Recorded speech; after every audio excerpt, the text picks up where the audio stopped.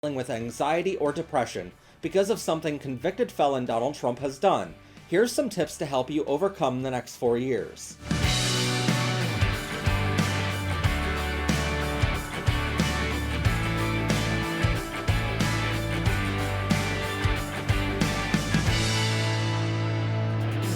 Check out our new Resist Donald Trump, Fascism, Nazis, and Hate stickers, I Did That stickers, and Make Lying Wrong Again pins at ProfessorPride.com. As we all know, convicted felon Donald Trump has started to enact his Project 2025 plan ever since taking office.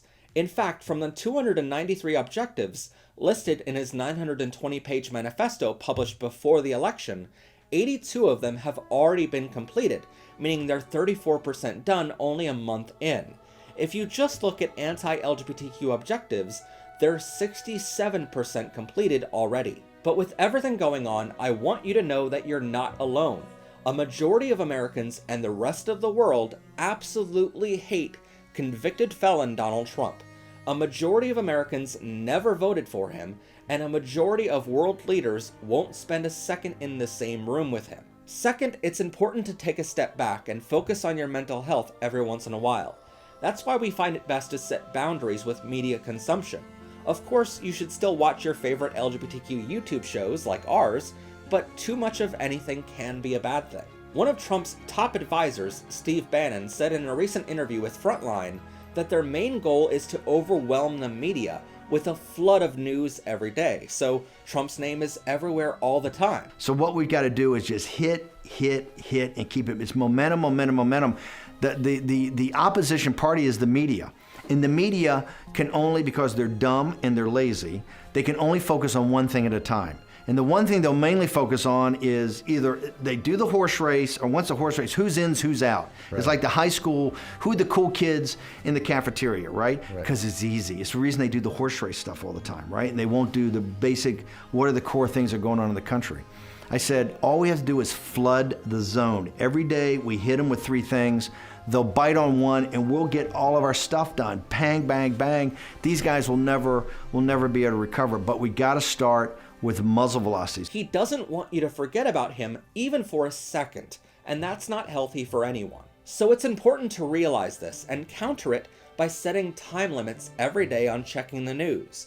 Try to avoid doom scrolling on social media, and then sign off for the day without checking your phone at lunch or dinner to see what the orange man has signed with his tiny hands. When you do check the news, focus only on credible sources and media outlets, rather than the Twitter feed of Nazis like Elon Musk. We also find it best to categorize everything you consume about him into 3 categories. First are things Trump is doing for an obvious grift.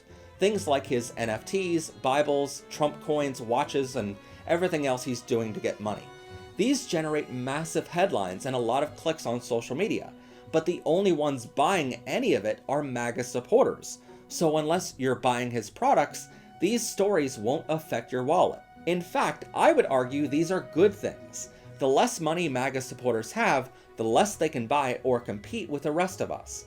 And the poorer they get, maybe they'll need to rely on some systems their leader is currently gutting. Even for the other ways he's making money, like Secret Service paying thousands of dollars per night to stay at Mar-a-Lago, it doesn't really affect us. Yes, it's taxpayer money we will all eventually have to pay back, but I'd rather the old man spend the next 4 years golfing than in the Oval Office signing anything. So yes, it's expensive, but his laziness might just be the thing that saves our country. So let him golf and go to NASCAR races as much as he wants. The second category is for things which have a long legal battle ahead.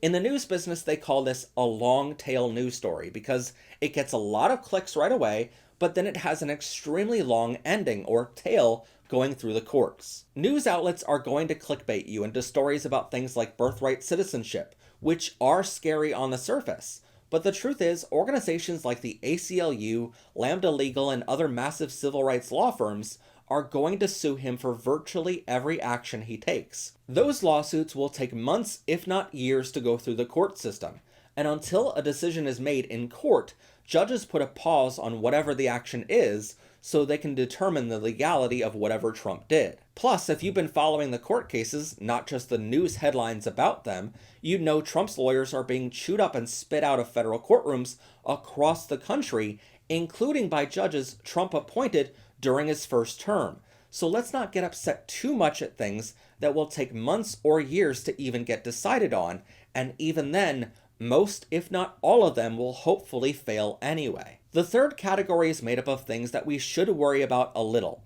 This includes things like an illegal immigrant like Elon Musk taking over the presidency from Trump and dissolving major government agencies like USAID. Yes, this should worry us a little, but if you've done your research like I have on Project 2025, you'd know that there's a major power play between three people right now behind the scenes. They may publicly shake hands and smile for cameras, but Trump hates Elon Musk because Musk is taking all the credit and being called the real president by even MAGA supporters. Trump's ego cannot take someone else getting the credit for being president. And it's obvious Elon hates Trump too. After all, Elon's kid was picking boogers and putting them on Trump's desk while telling Donald, quote, "You're not the president and you need to go away. Shut your mouth." 4-year-olds don't just say things they came up with on their own after thoughtful deliberation. He learned those words from someone, and I'm guessing he calls that someone Dad. On the other side, Russ Vought, who wrote Project 2025 for Trump, hates Donald Trump and Elon. Keep in mind, while Trump thinks Project 2025 was written for him, it was actually written for the, quote, next conservative administration. So Vought didn't care if Trump was there or not. And in the final chapters of Project 2025, it makes it so Trump does so many illegal things that he gets impeached and J.D. Vance takes over, and J.D. Vance is Russ Vaught's actual pick. So Trump is currently following a plan Vought wrote to destroy him. And that Project 2025 plan uses government agencies to get their objectives completed, and Elon is currently destroying those same government agencies. This means Vaught's plan only works if Elon stops gutting the government. So Vought hates Trump and Elon Musk. It's possibly the dumbest power play between three egomaniacs we've ever seen. And while some things are bad news, the power play between the three of them will be their downfall because billionaires fighting amongst themselves means they have less time to fight us. I'm not saying don't worry about anything, but when you put things into these three categories, at the very least you can focus on what actually matters the most, and we'll give you some tips here in a minute to help you focus on them. But next up, replace the time you'd normally spend checking the news every second of every day with fun activities like reading books from your favorite author, spending time with loved ones without talking about he who must not be named at the dinner table, and going out to enjoy nature at local parks. In other words, do something that gets your mind off of politics. If your family constantly talks about him, try to steer the conversation to something else.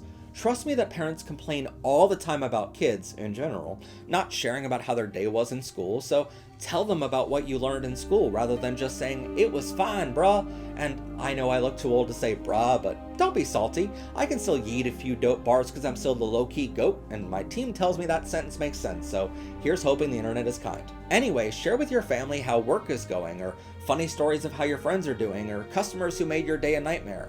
The world is a big place, and we all must learn to live outside of Trump's orbit. If you see something that you really care about being targeted, and it fits into the third of those categories we should worry about a little, focus on an aspect you can control. Maybe volunteer your time supporting a cause that aligns with your values, or takes over for things that he's cutting. If you don't like Trump banning certain words from being used, volunteer for a local library to help more kids read, or a nonprofit publishing news. If you're upset he's cutting funding for schools, donate your time to a community center so you can bring education to kids in other ways. If you're able and want to help the LGBTQ community, volunteer for a local LGBTQ organization or apply to volunteer for the Trevor Project Crisis Intervention Hotline. They need your help now more than ever. We have a whole video to help you overcome anxiety and depression, which we'll link down below. But every once in a while, take a step back and focus on self-care. Do deep breathing exercises, get regular physical activity, meditate, spend time in nature, or jump headfirst into your favorite hobbies. I know it might sound like advice from an AA meeting, but the first step is to admit you have a problem. I'm not saying you should start drinking or drink until Trump starts to look handsome. Trust me, there's not enough alcohol in the world for that, even for Trump's not-so-secret crush Ivanka, but acknowledge how you feel. Write down your feelings in a journal. Name the feelings you're having instead of skipping past them. Remind yourself that it's okay to feel overwhelmed, and try some exercises to stay present and regulate stress. If that doesn't work, try talking to a licensed therapist who might be able to help you on more of an individual level. I'm not saying it should be your first move when you feel any anxiety, but it's okay to not feel okay all the time. We all need some help every so often, and going to a licensed therapist or psychiatrist is no different than going to your family doctor for a yearly checkup. Your brain needs the same kind of care sometimes, especially in the next 4 years. And no, that's not my segue into some sponsorship by a therapy company. It's just genuine advice.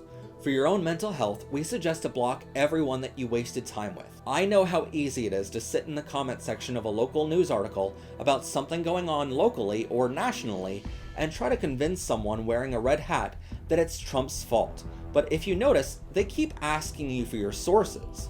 You provide them, they don't read the source, and they continue to dig in further.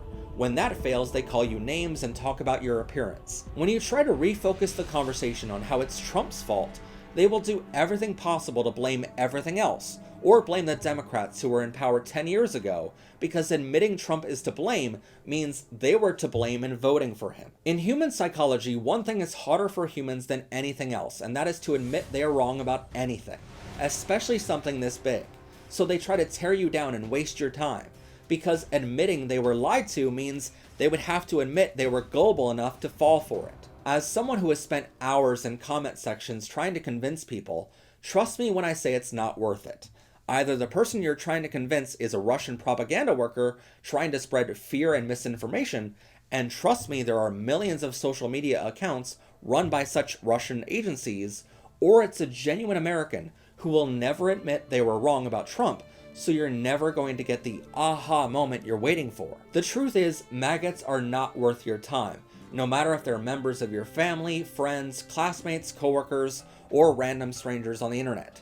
Life is too short to waste half of it fighting with people who not only don't care about facts, but let's not forget the main reason they voted for Trump was to hurt their enemies. Every time we post a story about something terrible Trump did, and trust me, there's a lot of material, we get people from around the world who see the threat for what it is. But in all of my years in doing this show, I have never seen a MAGA supporter trying to convince me that Trump's anti-gay policy was good for the gay community.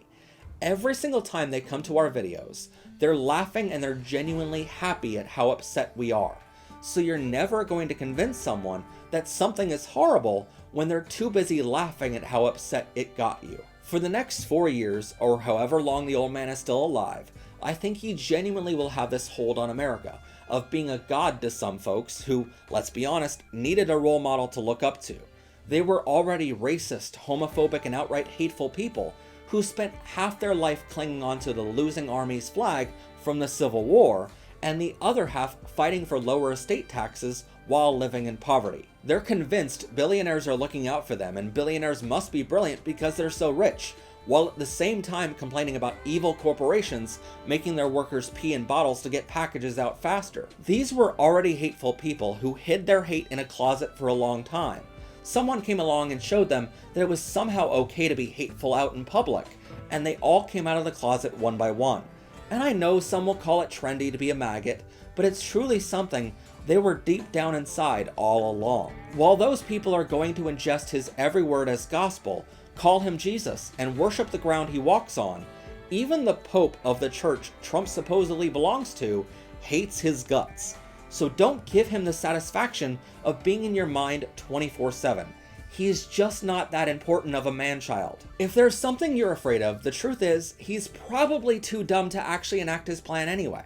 Because if there's one thing you can count on, it's Trump being stupid. Remember, he's the one who went to India to talk about their issues with China and told the Indian Prime Minister, at least India doesn't share a border with China.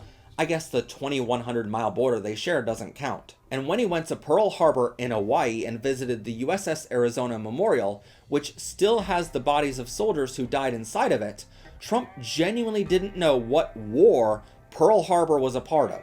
I mean, it's only basic US history from just 5 years before Trump was born. My point is, he's stupid, but his team is only sometimes stupid. Sometimes we need to volunteer to help counter something he did, but most times, take a page from a 4-year-old who put boogers on Trump's desk and tell the convicted felon, you're not the president and you need to go away, shut your mouth. Tell him about what you learned in school rather than just saying, it was fine, bruh. It was fine, bro. It was fine, bruh. And I know I look too old to say bruh, but don't be salty. I can still yeet a few dope bars because I'm still the low-key goat. Don't be salty. I can still yeet a few dope bars because I'm still the low-key goat. Don't be salty. I can still yeet a few dope... Don't be salty. I can still yeet a few dope bars because I'm still the low-key goat. And my... Don't be salty. I can still yeet a few dope bars because I'm still the low-key goat. And my team tells me that sentence makes sense. If you'd like to support our show, check out ProfessorPride.com for hundreds of ways to show off your pride. Check them out now along with our LGBTQ books, magnets, pins, umbrellas, digital downloads, and more at ProfessorPride.com. Special thanks to our members and subscribers this month who proudly support our work providing LGBTQ education and resources. Please subscribe to our channel or click on this video to continue enjoying Powered by Rainbows.